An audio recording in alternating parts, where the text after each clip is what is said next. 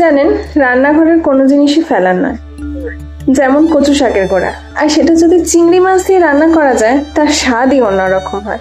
চলুন আজকে দেখে নিই একটা স্বাদে ভরা রান্না, যার নাম গোড়ায় গন্ডক। ও না, গোড়ায় গপ্প। চিংড়ির ছন্দে একদম 30 মিনিটে পরিবেশন করার মতো একটি রান্না।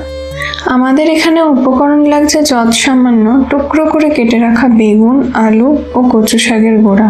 আর লাগছে সরিষার তেল, লঙ্কার গুঁড়ো আর হলুদের গুঁড়ো। প্রথমে কড়াইয়ের মধ্যে সরিষার তেল দিয়ে তাতে কেটে রাখা আনাজ দিয়ে দেব। একটু নাড়াচাড়া করে তার মধ্যে স্বাদ মতো নুন, লঙ্কার গুঁড়ো ও হলুদের গুঁড়ো দিয়ে দেব। একটু ভাজা ভাজা করে নেব। তারপর প্রেসার কুকারে দিয়ে একটু সেদ্ধ করে নেব। আমরা এখানে প্রেসার কুকার ব্যবহার করেছি, আপনারা চাইলে অন্য কোনো পাত্রে সেদ্ধ করে নিতে পারেন।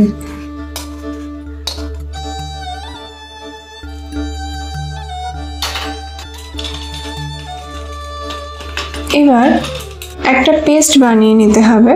সাদা সর্ষে, কালো সর্ষে, পোস্ত এবং কাঁচা লঙ্কা। সমস্ত মশলার অনুপাত ডেসক্রিপশনে দেওয়া থাকবে, আপনারা একবার চেক করে নেবেন। জল দিয়ে স্মুথ পেস্ট বানিয়ে নিতে হবে। এবার কড়াইতে সর্ষের তেল দিয়ে তাতে নুন ও হলুদ মাখানো চিংড়ি মাছ দিয়ে একসঙ্গে ভেজে নিতে হবে হালকা করে। এবার ওই তেলের মধ্যেই আমরা 5 ফোড়ন এবং শুকনো লঙ্কা ফোড়ন দিয়ে দেবো। এরপরে আমরা অ্যাড করে নেব হালকা সেদ্ধ করে রাখা সমস্ত সবজিগুলো।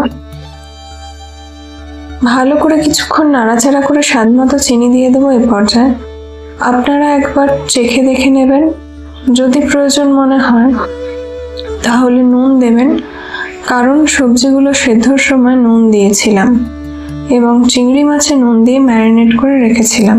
আমাদের প্রয়োজন মনে হয়নি বলে আমরা নুন দিইনি দ্বিতীয়বার। এবার আমরা যে পেস্টটা বানিয়ে রেখেছিলাম সেইটাও দিয়ে দেবো। পেস্ট দিয়ে কিন্তু বেশিক্ষণ ফোটাবেন না, কারণ আপনারা সকলেই জানেন সর্ষে দেওয়ার পর বেশি ফোটালে কিংবা রান্না করে ফেললে তেতো হওয়ার সম্ভাবনা থাকে। তাই আমরা বেশিক্ষণ আর ফোটাবো না। তাই পেস্ট দেওয়ার 2 মিনিটের মধ্যেই আমরা গ্যাসের ওভেন বন্ধ করে দেব। এবার সুন্দর করে প্লেটিং করে নেব। দেখতেই পাচ্ছেন কত সহজে তৈরি হয়ে গেল মায়ের হাতে কচু শাকের গোড়ায় গপ্প চিংড়ির ছন্দে।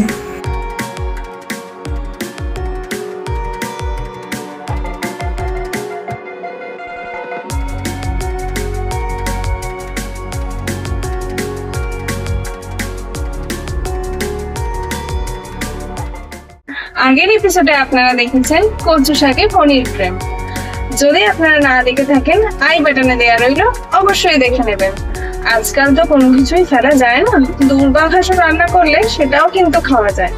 আজকে মা রান্না করেছে কচু শাকের গোড়া দিয়ে চিংড়ি মাছ। চলুন টেস্ট করে দেখা যাক কেমন হয়েছে। এটা টেস্ট করব আমি আজকে ভাত দিয়ে।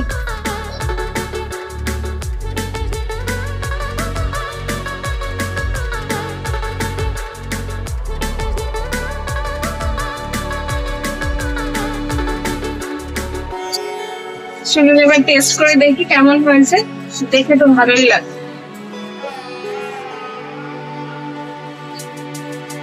গরম গরম ধোয়া ওঠা খাবার।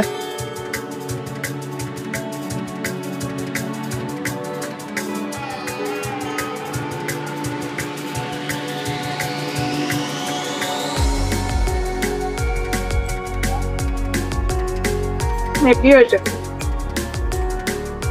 প্রথম এরকম টেস্ট করলাম, আপনারাও অবশ্যই টেস্ট করে দেখবেন, বাড়িতে রান্না করে অবশ্যই আপনারা দেখবেন কেমন হয়েছে। আমাদের কমেন্ট বক্সে অবশ্যই জানাবেন, আর আমাদের চ্যানেলটাকে অবশ্যই সাবস্ক্রাইব করবেন। আপনাদের উৎসাহ আমাদের অনুপ্রাণিত করবে। ধন্যবাদ, টাটা।